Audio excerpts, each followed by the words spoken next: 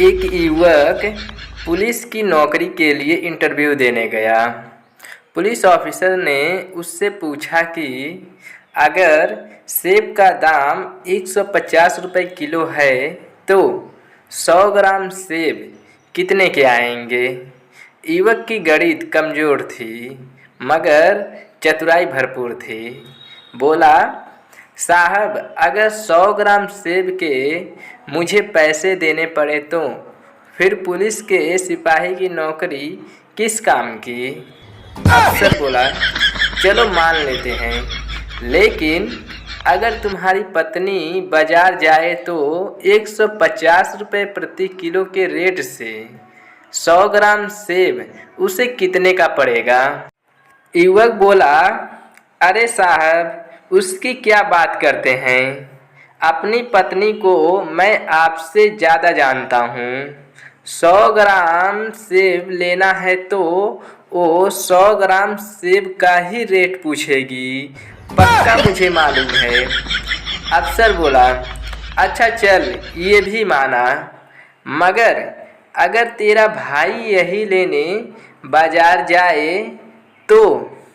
युवक बोला, अरे सर, उसकी बात मत करो, वो किसी काम का नहीं है, एक नंबर का कामचोर है, सारा दिन खाकर घर में पड़ा रहता है।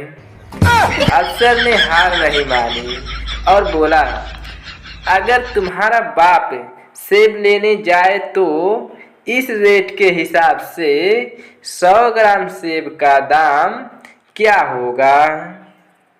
युवक बोला, अरे साहब, मेरे पिता के तो मुंह में दांत ही नहीं बचे हैं, मेरा बापू केला खाता है, फिर न वो सेब खरीदेंगे और न ही रेट पूछेंगे।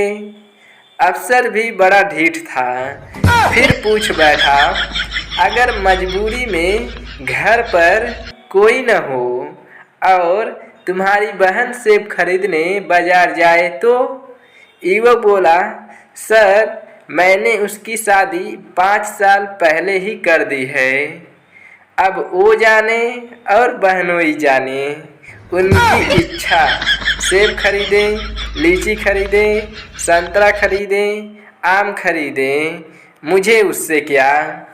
और वैसे भी साहब, नौकरी मैं करूँगा या मेरा पूरा खानदान करेगा। अफसर के सब्र का बांध अब टूटने लगा था। बहुत गुस्से में बोला, भाई, अगर कोई बिल्कुल आम आदमी सेब लेने जाए तो 100 ग्राम सेब कितने का हुआ, अब बताओ। युवक बोला, साहब, आम आदमी को सेब खाने लायक सरकार और हमारे सिस्टम ने छोड़ा ही कहाँ है, वो तो बेचारा नमक रोटी में ही परेशान है। आम आदमी तो बस सेब का ठेला लगाता है और खास आदमी ही खरीदकर सेब खाता है। आप बता सकते हो तो बताओ कमेंट में। धन्यवाद।